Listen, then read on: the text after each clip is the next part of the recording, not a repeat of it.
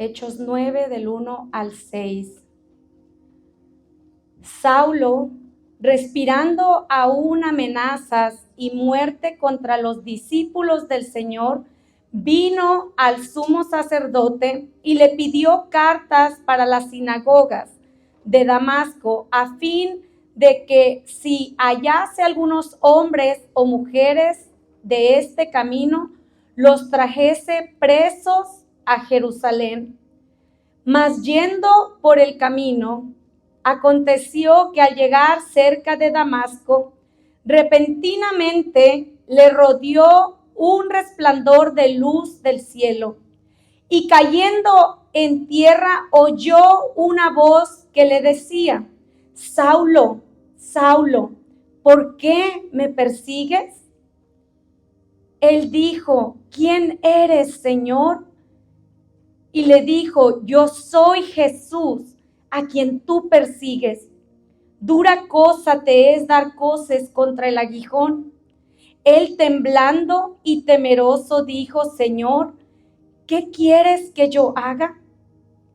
Y el Señor le dijo: levántate y entra en la ciudad, y se te dirá lo que debes hacer. Señor y Padre Celestial, te damos gracias, Padre, por esta palabra. Gracias, Señor, porque sabemos que tú eres el que le ministra a nuestros corazones. Padre, yo te pido que tú abras nuestro entendimiento. Abre nuestro corazón. Mira, Señor, si hay corazón de piedra en nosotros, y rómpelo, Señor.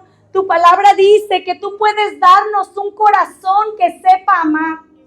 Que tú puedes darnos un corazón nuevo, un corazón que quiera tenerte dentro de nosotros. Renueva nuestra mente, renueva nuestro corazón y haz lo que has venido a hacer en este hogar. Haz lo que has venido a hacer en cada persona que se encuentra en este lugar. Te damos gloria, Señor, y te damos gracias por tu presencia. Se pueden sentar.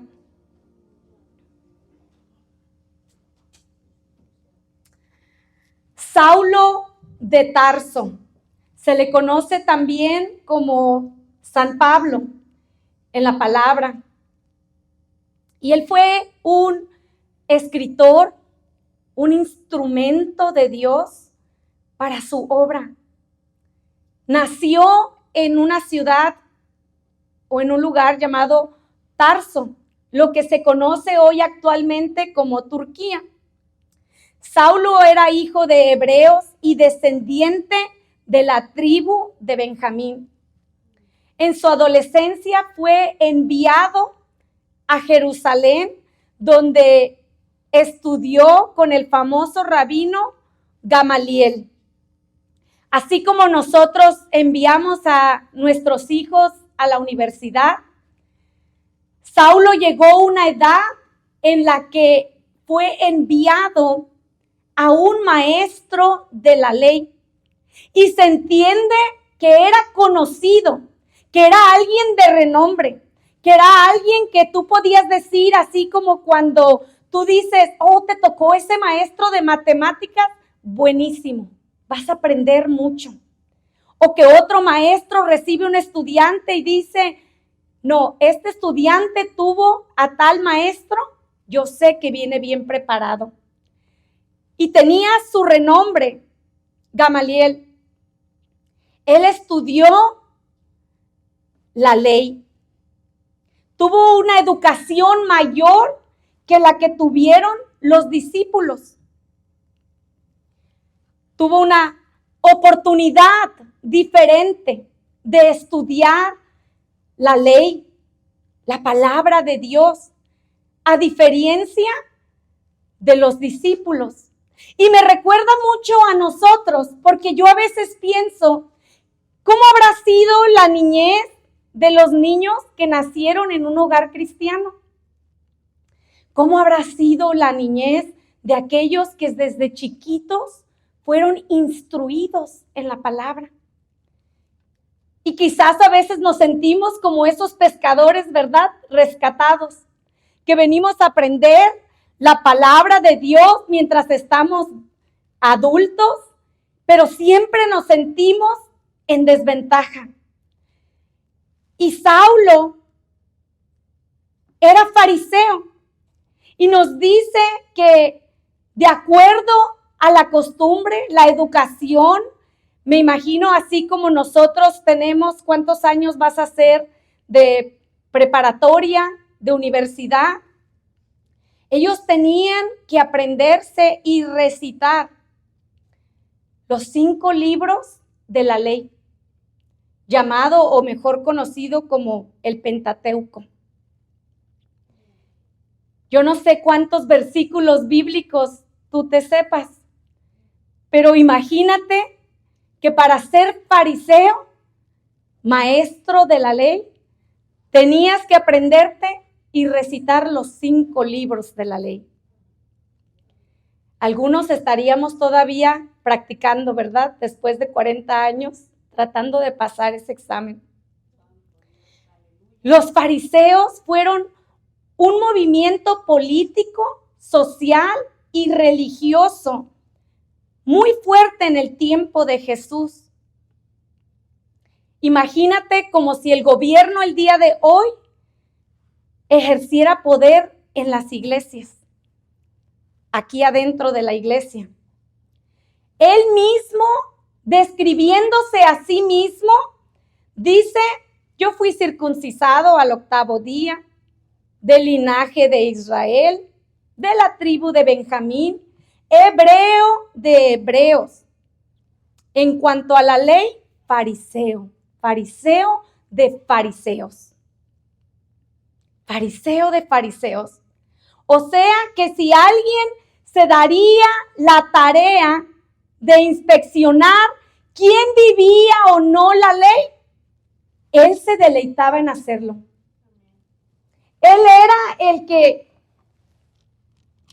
sacaba la cinta de medir para ver si el vestido estaba de largo como tenía que estar. Él era el que se daba la tarea de preguntar quién pecó. ¿A quién tenemos que apedrear? ¿A quién será que bajemos del altar? ¿Quién no está de la estatura? ¿A quién le medimos la falda o el vestido? Fariseo de fariseos, dice él. Que si alguien se preocupaba por el honor y el respeto para Dios, era él. Él tenía un celo tan grande por la religión, pero tan grande que era apasionado al respecto. Gracias a Dios que ya hoy en las iglesias no hay fariseos, ¿verdad? Que no tenemos a nadie midiéndonos la falda, que no tenemos a nadie preguntándonos o más bien diciéndonos que no podemos estar en el altar. Pero, ¿sabes? No era así de sencillo. Eran tiempos violentos. Eran tiempos agresivos contra la iglesia de Jesucristo. Hoy en día somos muy sensibles en la casa de Dios. En aquel día, de verdad, era persecución de su vida lo que ellos padecían. Era tal la persecución que había y que él mismo protagonizaba, que nos dice la historia que él participó en la ejecución de Esteban. Esteban fue el primer discípulo en morir mártir por el evangelio. Yo me imagino qué pasó por la mente de los otros discípulos, porque nadie podemos imaginarnos eso hoy en día, porque podemos ejercer nuestra religión libremente. Pero te puedo asegurar que si escucháramos que hubo una catástrofe en una iglesia al otro lado, estaríamos por lo menos pensando cómo cerrar bien las puertas de la iglesia. Había persecución terrible. Y era Saulo uno de los autores de dicha persecución. Él se había dado la tarea de perseguir a los discípulos. Él no podía concebir que Jesús fuera el Mesías, porque Jesús llegó como maestro, como siervo y no como rey. Ellos esperaban un reino diferente. Y nos dice la palabra que Saulo, respirando aún amenazas y muerte contra los discípulos, viene al sumo sacerdote y le dice: ¿sabes? Quiero salir de Jerusalén. He escuchado que este evangelio se está expandiendo y que ha llegado hasta Damasco.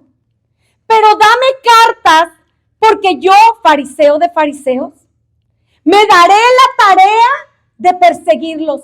Tocaré puerta a puerta hasta encontrarlos.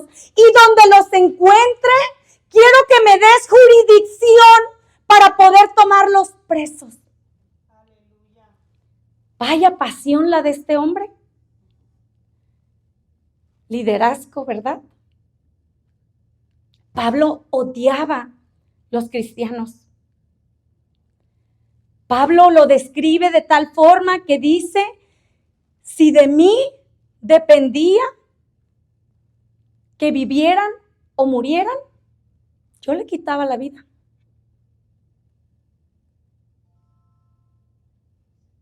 Si de ti depende darle la oportunidad a alguien, que tú decides. Menos mal que le servimos a un Dios que no le pide votos a la iglesia, porque si no, terminaríamos todos crucificados, ¿verdad? Si nos dejaran opinar sobre la sentencia de cada quien.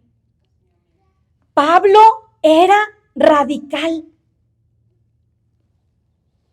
con voluntad de hierro, constancia inquebrantable, con iniciativa propia, porque de él mismo nació: voy a salir de Jerusalén, quiero expandir mi jurisdicción para poder hacer arrestos en Damasco. Tenía una extraordinaria capacidad de trabajo y resistencia. Tenía un carácter conquistador para trascender aún fronteras.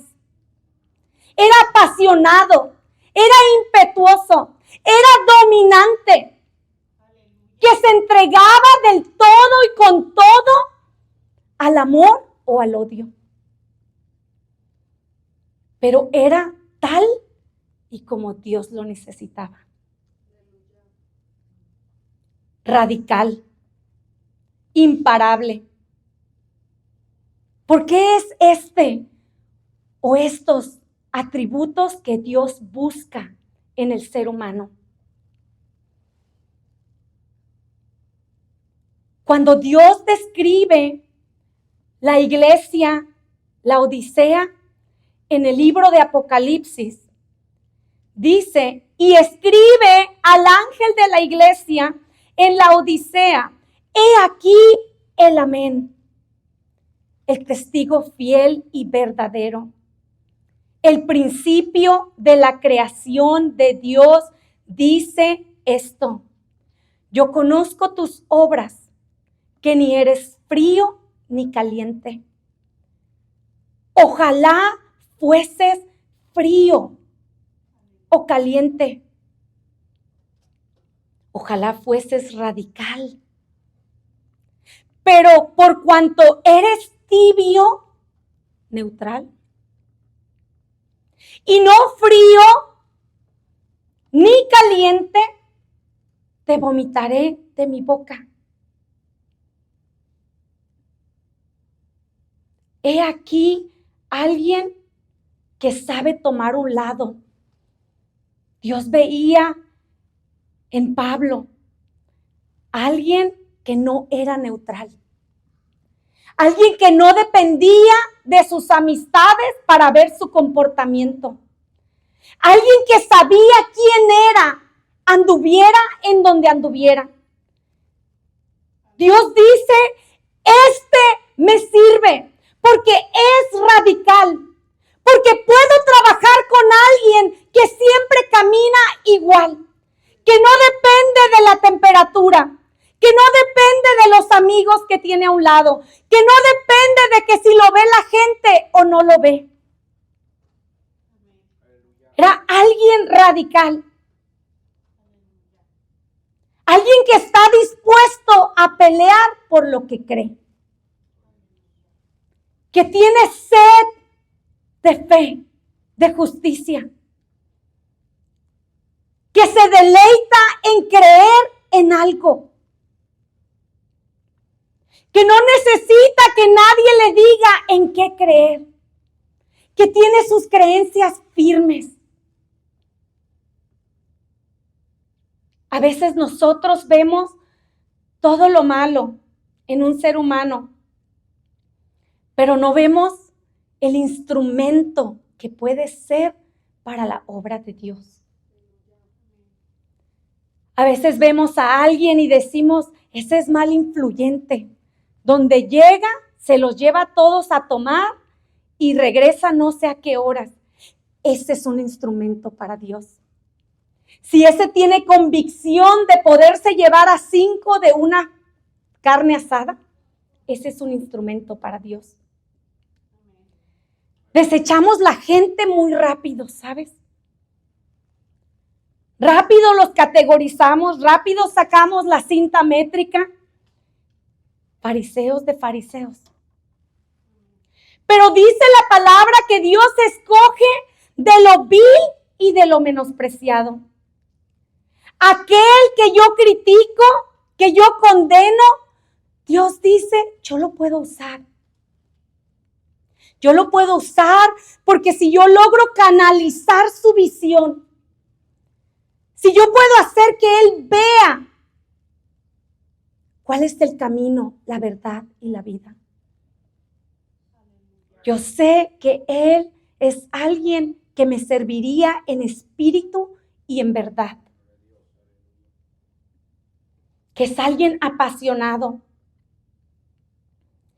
Entonces nos dice que Saulo va camino a Damasco con sus cartas de jurisdicción listas para arrestar a quien tenga que arrestar, para tocar cuantas puertas tenga que tocar, porque él se estaba dando la tarea de detener algo que él creía que no era bueno. Y nos dice que llegando casi a Damasco, Jesús aparece. Nuestro Señor Jesús le sale al encuentro. No mandó un ángel, no mandó un discípulo, no manda a un mensajero. El Rey de Reyes y Señor de Señores decide salirle al encuentro a aquel instrumento que él quería tocar. Y cuando Jesús le sale al encuentro, dice la palabra que repentinamente Saulo es rodeado de una luz. De una luz que no le deja ver con claridad. Y dice que cayendo a tierra, oyó una voz que le decía, Saulo, Saulo, ¿por qué me persigues? ¿Por qué me buscas? Muchas veces tomamos personal cuando alguien nos persigue a causa del evangelio mintiendo. Porque la palabra de Dios dice mintiendo, ¿verdad? Y a veces tomamos personal los ataques de una persona hacia nosotros. Pero la palabra de Dios dice que Jesús le dice: Saulo, Saulo, ¿por qué me persigues? Pero es que Saulo estaba persiguiendo a los cristianos. Jesús ya había muerto y había resucitado. Ya no caminaba en la tierra con ellos. Porque Jesús le dice: ¿por qué me persigues? La muerte y resurrección de Jesús causó una revolución en el mundo entero. Porque todo aquel que tenía un encuentro con Él no volvía a ser el mismo. Y había gente reuniéndose en hogares a escondidas porque habían tenido un encuentro con Jesús. Aún vivían muchos que le habían visto cuando resucitó. Y ellos no podían negar esa fe. ¿Cómo tú olvidas algo que tú viviste? ¿Quién te puede convencer a ti que no diste a luz un bebé si tú estabas allí? ¿Quién podía convencer a esta gente de que Jesús no era el Mesías si le vieron resucitado? No solamente no vuelves a ser el mismo después de un encuentro con Dios, sino que también te vuelves radical en tu vida. Y vemos aquí que se da un diálogo, una conversación, que el Señor es todo un Señor. Él llega a dialogar. Llega a preguntarle: ¿por qué me persigues? ¿Me buscabas? Aquí estoy. ¿Cómo es posible que Jesús esté conversando con mi perseguidor?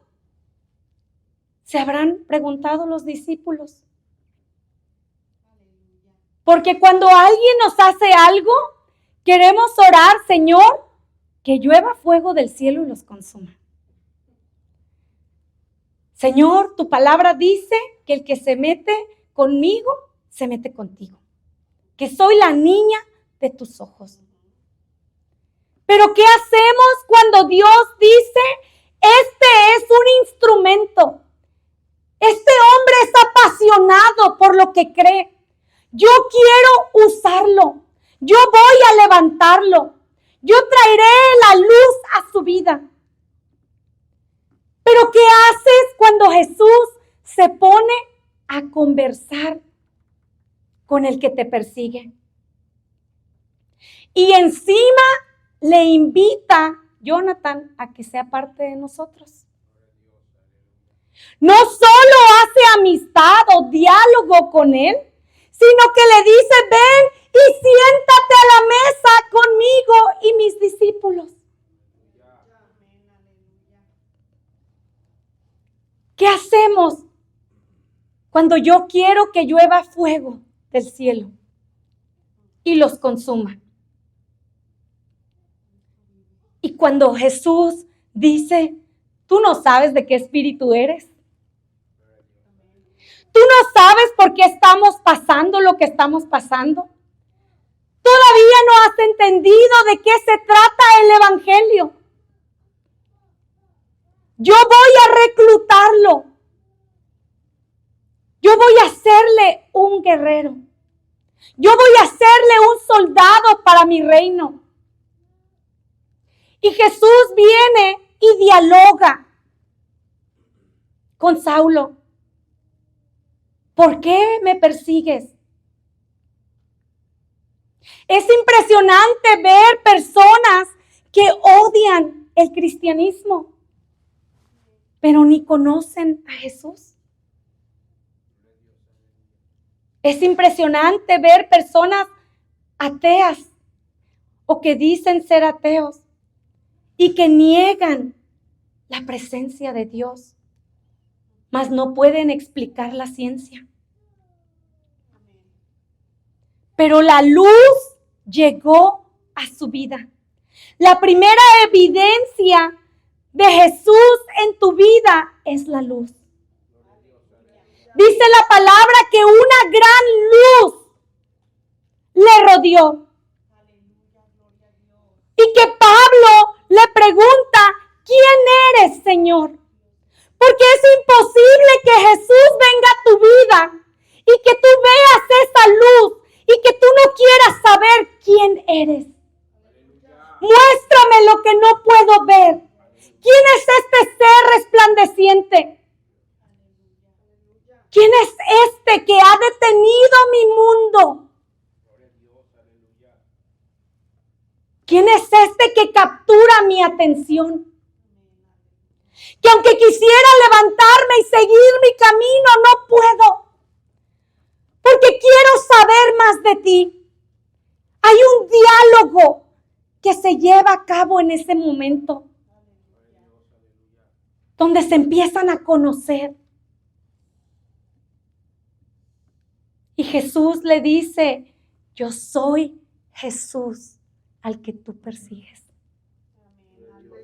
Yo soy aquel que tú crees que quieres destruir. Porque Dios escoge de lo vil y de lo menospreciado. Dice la palabra que lo necio del mundo escogió Dios para avergonzar a los sabios. Y lo débil del mundo escogió Dios para avergonzar a lo fuerte. Y lo vil del mundo y lo menospreciado escogió Dios. Y lo que no es para deshacer lo que es. Que aquellos que la sociedad hace a un lado, Dios dice, yo lo quiero usar, yo lo puedo usar, yo puedo hacer de él un gran guerrero, yo puedo darle libertad de lo que está viviendo, yo puedo traer una luz a su vida, a fin de que nadie se jacte en su presencia, mas por él estáis vosotros en Cristo, el cual nos ha hecho por Dios sabiduría, justificación, santificación y redención. Y se nos ha hecho una nueva criatura. Cuando vienes a Dios, hasta tu nombre te cambia. Te hace una persona completamente diferente. Quizás la gente después de que vienes a Dios te ve y dice, yo no puedo creer que seas evangelista, porque yo te conocí en el mundo. Yo no puedo creer que tú seas misionero si tú no tenías corazón para nadie. Yo no puedo creer que tú seas pastor si ni tu familia cuidabas. Cuando venimos a Cristo, la gente no puede creer lo que Dios ha hecho contigo. Pero nadie puede negar su luz en tu vida. Nadie puede negar la transformación que hay en tu vida. Porque aquellos que te veían afuera mendigando amor o atención, aquellos que te veían buscando una sustancia para sobrevivir, ahora te ven que eres libre. Y comienzan a ver esa luz que vio Saulo a tu alrededor y dicen, ¿quién es ese hombre que camina contigo? ¿Quién es ese que ha venido a alumbrar tu casa? ¿Quién es ese que te cambió a ti? El mundo no puede creer que de lo vil y de lo menospreciado que Dios haya querido reclutar a aquel que acababa de asesinar a Esteban. Quizás has venido al Evangelio después de una experiencia con el Todopoderoso. Quizás viniste porque pasaste un momento muy triste de tu vida y que hubo algo que te marcó, como a Saulo. Algo que tú dices, aunque no me puedas creer lo que Dios ha hecho por mí, yo no puedo negar el poder en mi vida.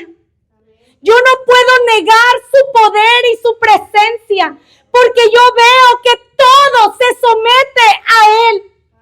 Porque yo veo su gracia sobre mi casa. Porque yo veo que yo no estaría donde estoy hoy si no fuese por Él. Porque yo veo que yo no hubiera podido salir de donde salí si no fuese por Él. Que quizás no hayas cómo explicarle a la gente lo que Dios ha hecho en tu vida. Porque toma un momento en su presencia. Toma caer al suelo y ser rodeado de esa luz y tener una experiencia con Jesús para que cambie toda tu vida. Quizás le dices a aquellos que te preguntan, si tú supieras los milagros que el Señor ha hecho en mi vida, tú no me creerías. Tú pensarías que los tomé de una película de ciencia ficción. Si tú supieras todas las cosas que ha hecho en mi vida, todas las cosas que ha hecho en mis hijos,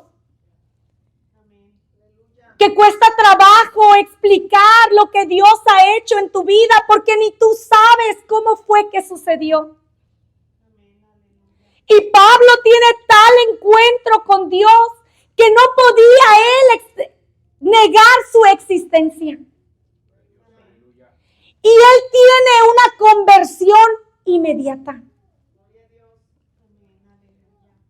Me maravilla leer esta historia, porque a veces nosotros venimos al camino y decimos baby steps, pasitos de niño, que quién me va persiguiendo. Poco a poco voy cambiando. Tenme paciencia. Pero yo veo que Saulo, hasta para su conversión, era radical.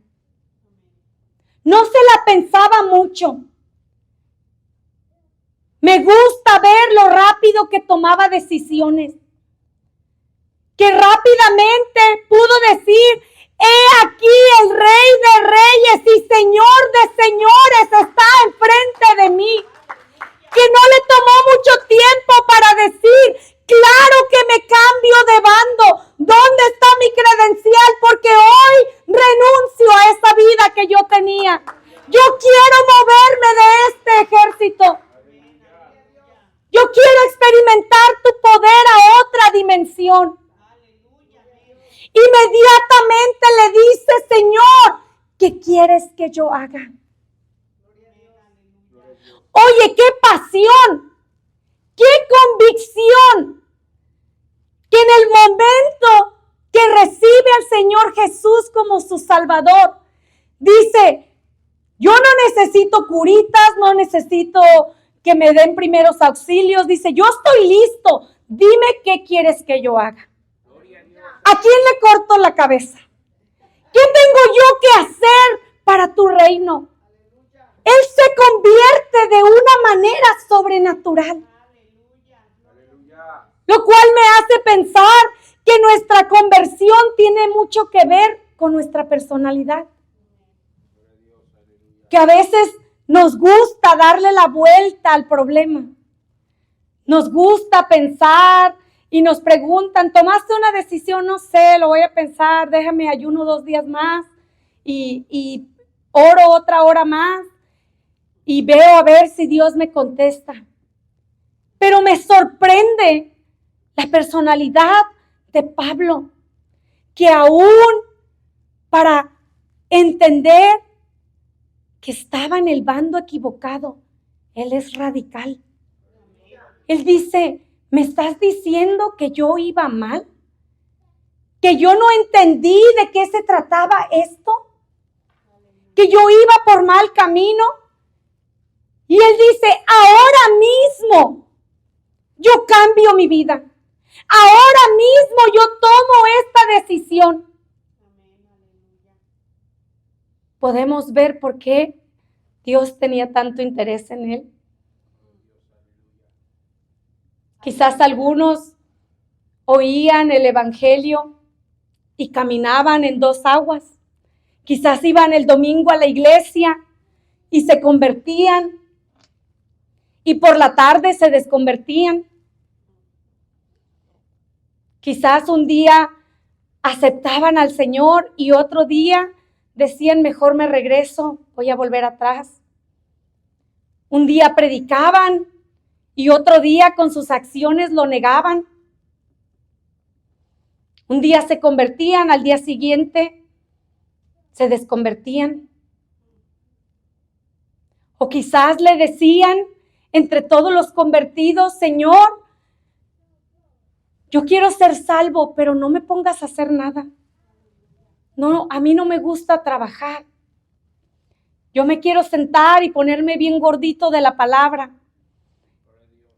y aprender mucho, mucho, mucho, pero no me pongas a hacer nada.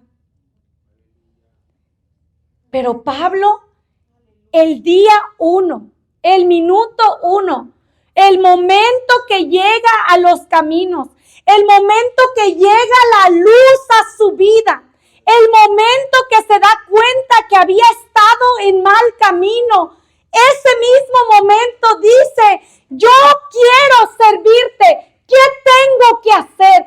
¿Qué tú quieres que yo haga? Porque él sabía lo que era servir en un ejército. Él sabía lo que era tener un Señor. Porque hay principios que tú ya tienes en el mundo, que cuando llegas a la palabra se te hace más fácil entender.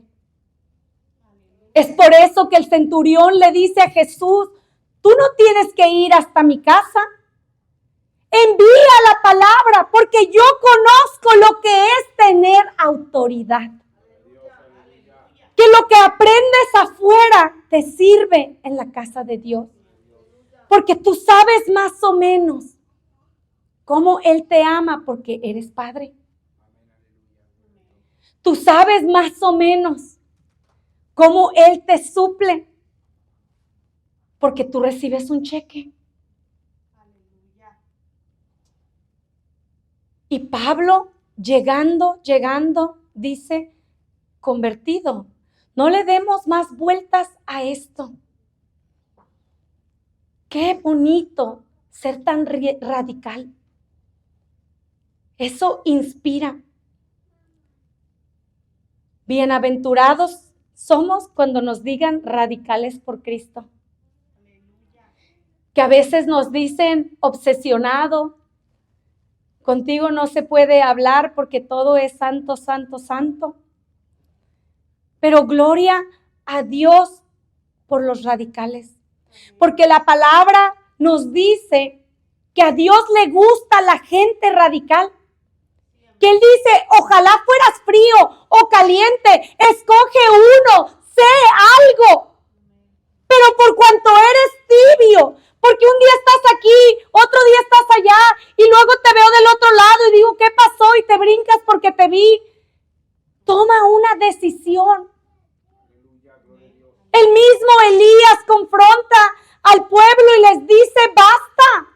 Si Baal es Dios, pues váyanse y sírvanle, pero no vengan acá. Y si el Señor es el Señor, pues deja tu idolatría y sírvele a Él.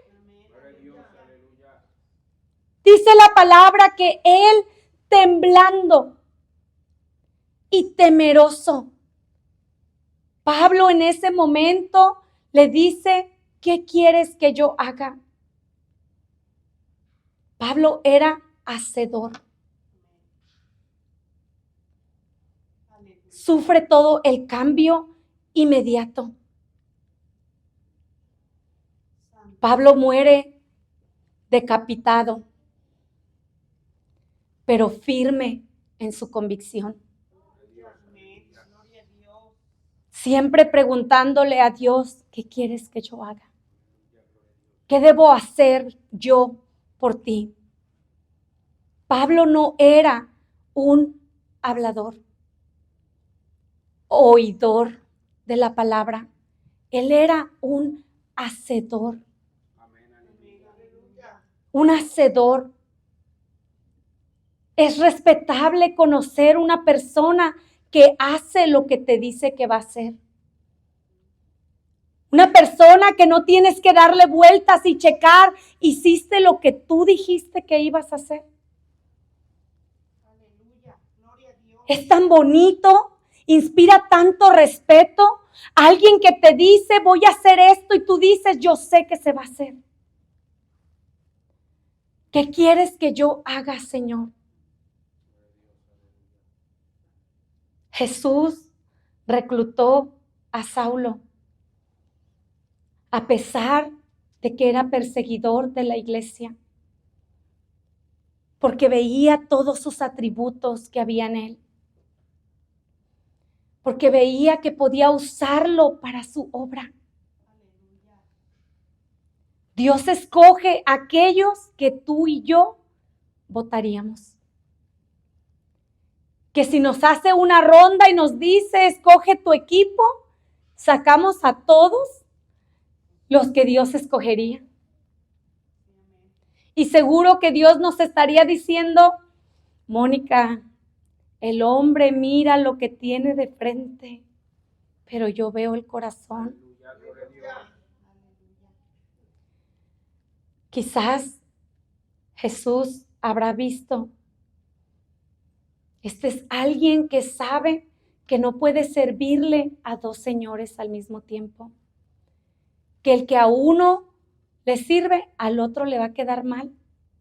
Porque no podemos estar en dos lugares al mismo tiempo.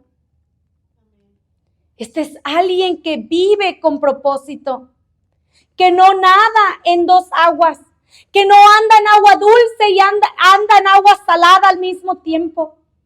Este es alguien radical, es firme en lo que cree, es firme en su comportamiento. Siempre sabes qué esperar de esa persona.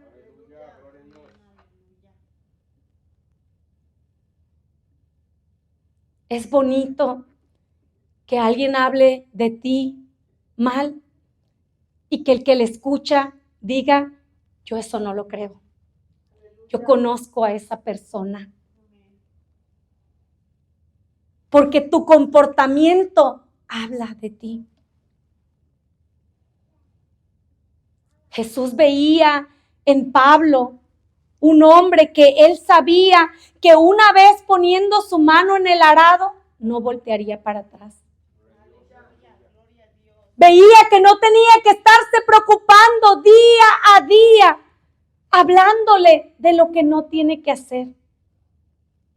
¿Cuántas cosas Dios quiere hacer con nosotros? ¿Cuántas cosas Dios quiere hacer en su ministerio, en la vida de tus hijos, en la de tu familia?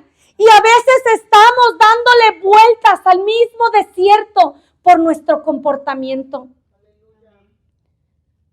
A veces el Señor dijera, yo ya te debería tener en la tierra prometida, pero seguimos en el desierto por tu comportamiento. Porque no eres radical, no eres frío, no eres caliente, no te decides, no sabes a quién le sirves. Un día te vas a la derecha, otro día te brincas a la izquierda.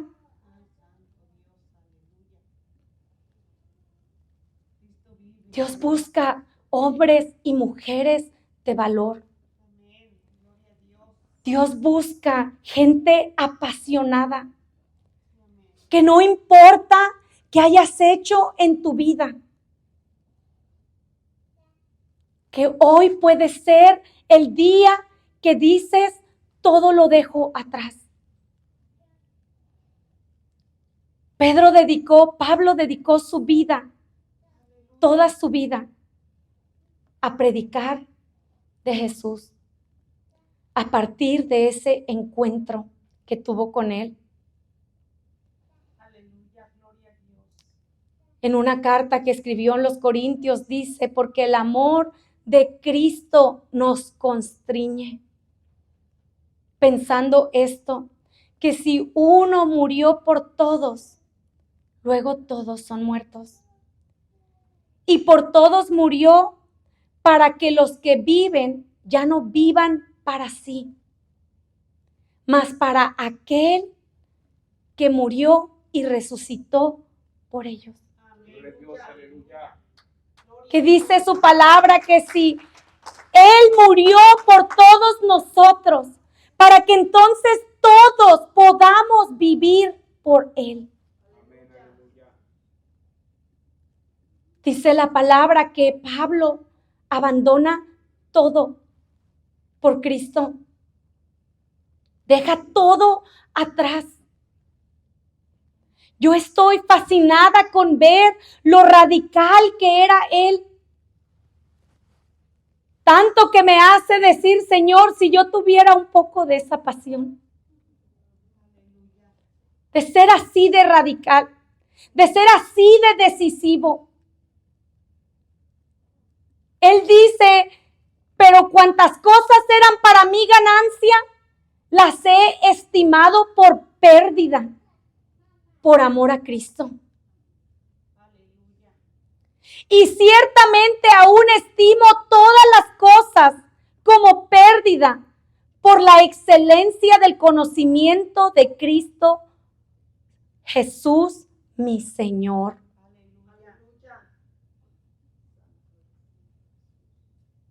Por amor del cual lo he perdido todo. Y lo tengo por basura para ganar a Cristo. Pablo deja todo atrás y nos dice, no solo lo dejo todo atrás, sino que se convirtió en basura. Porque no puedo compararlo con lo que Cristo me ha dado en mi vida. Nada tiene sentido, nada tiene más valor que estar en su presencia. Pablo nos dice, le perdí el amor a todas las cosas que tenía en el pasado. Qué maravilloso escuchar a ese hombre radical que no solamente se cambió de ejército, sino que también pudo decir, y no sufro por ello, porque todo perdió su valor, porque he conocido a mi Salvador, he recibido la luz en mi vida, he recibido la libertad, yo camino en lo sobrenatural, estoy pisando tierra fértil. ¿Qué importa? Dice, todo lo tuve por basura.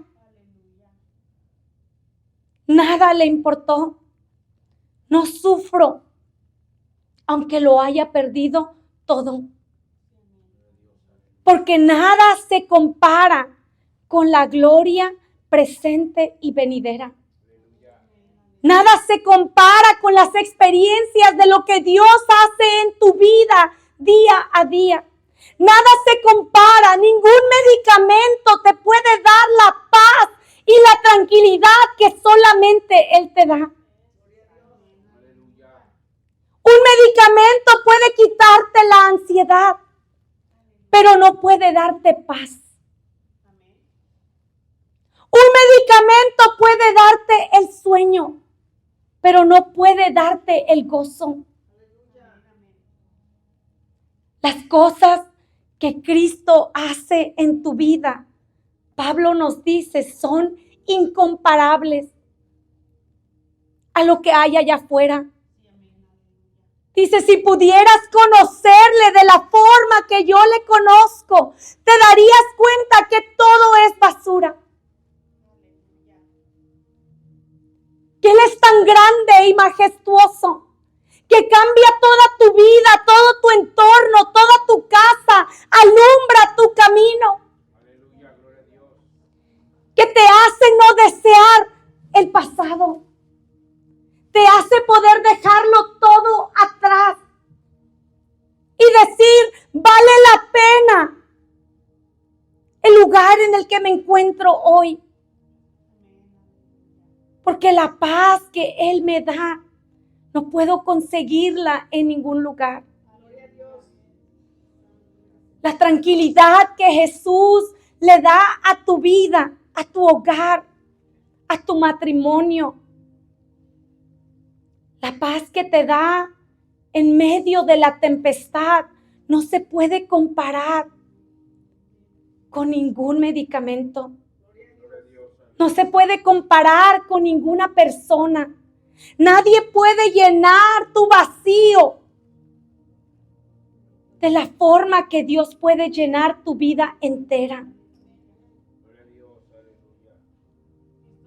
Pablo hizo muchos milagros en el nombre de Jesús y fue el autor de 12 a 14 libros que tenemos en la palabra del Nuevo Testamento. Fue martirizado en Roma y fue decapitado por el emperador Nerón en Roma. Era hacedor. Podemos decir, yo moriría por ti, Cristo, pero morir es otra cosa. Pablo fue martirizado, pero también fue ese instrumento que Dios usó para plantar iglesias.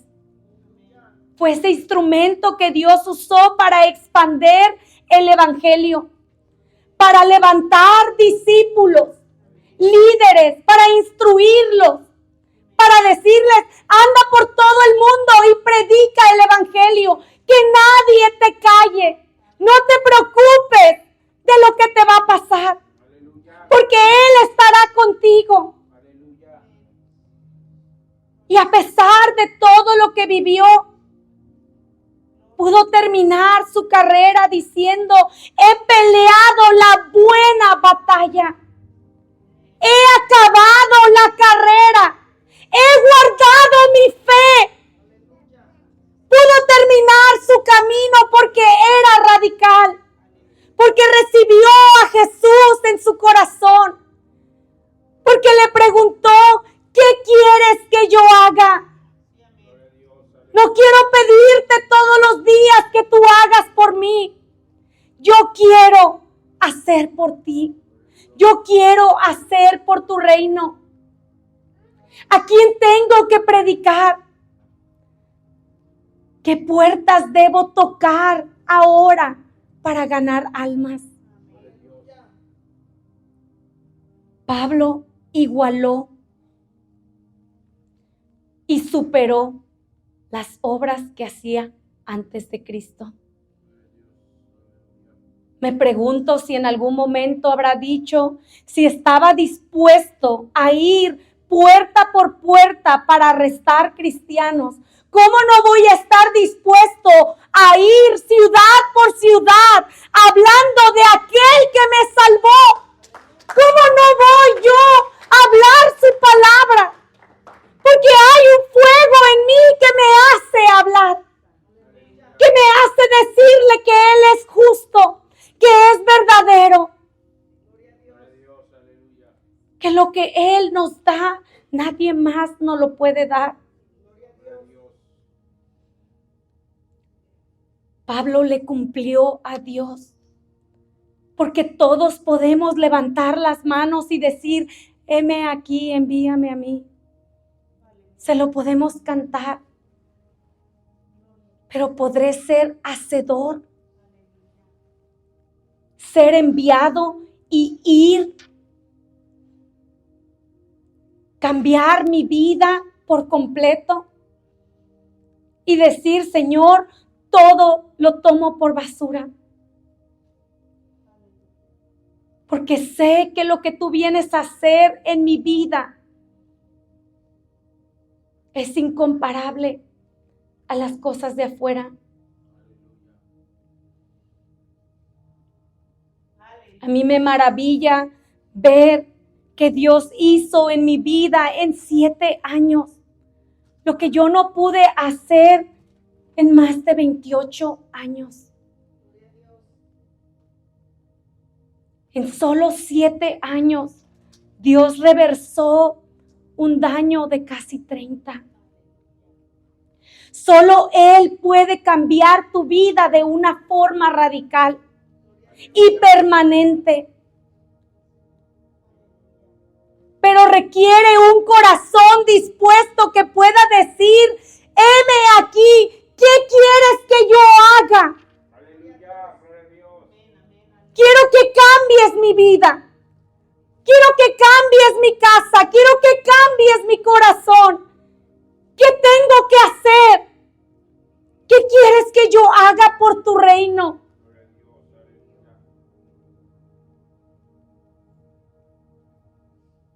El Señor le contestó a Pablo y le dijo: levántate,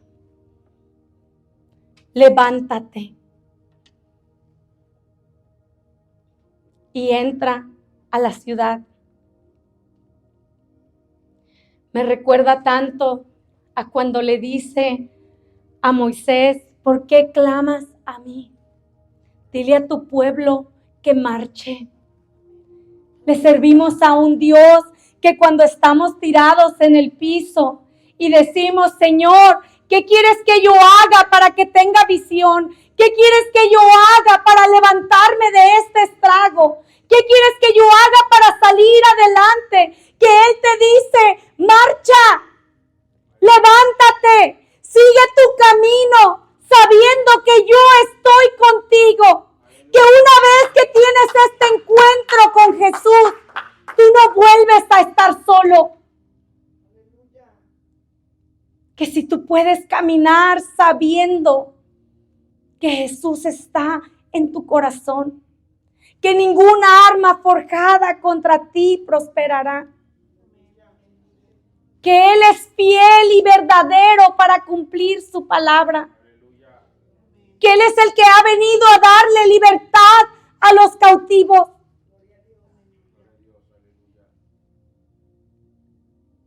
Si decides cambiar tu vida radicalmente, Dios nos está llamando hoy a contestar esa pregunta. ¿Será que quiero un cambio radical? ¿Será que quiero no darle más vueltas a esta situación y decir: Señor, hoy es el día que quiero ver un cambio radical en mi vida? Estoy dispuesto, tengo un corazón dispuesto. Dime, ¿qué quieres que haga, Señor? Si le puedes creer, tú puedes empezar hoy de nuevo. Dice su palabra que sus misericordias son nuevas cada mañana. Que todos los días tu reloj empieza otra vez. Que puedes comenzar tu vida otra vez. Que Él está solamente esperando que tú le preguntes: Señor, ¿qué quieres que yo haga? ¿Cómo quieres que me dirija de ahora en adelante? ¿A dónde quieres que vaya? ¿A dónde no quieres que vaya? Pablo se rinde ante Jesús de una manera radical y maravillosa. Y nos muestra cómo tu vida puede cambiar en un instante a los pies del Maestro. Cómo de causar destrucción puede ser usado para edificación. Cómo Dios no desecha a nadie, aún cuando la sociedad desecha. Yo quiero invitarles a que nos pongamos de pie. Y tenemos la tradición, ¿verdad?, de pasar todos al frente y adorar a Dios. Hoy es el día que podemos venir ante nuestro Señor y decirle: Señor, ¿qué quieres que yo haga? ¿Qué quieres tú hacer en mi vida? ¿De qué manera tú quieres que yo me conduzca?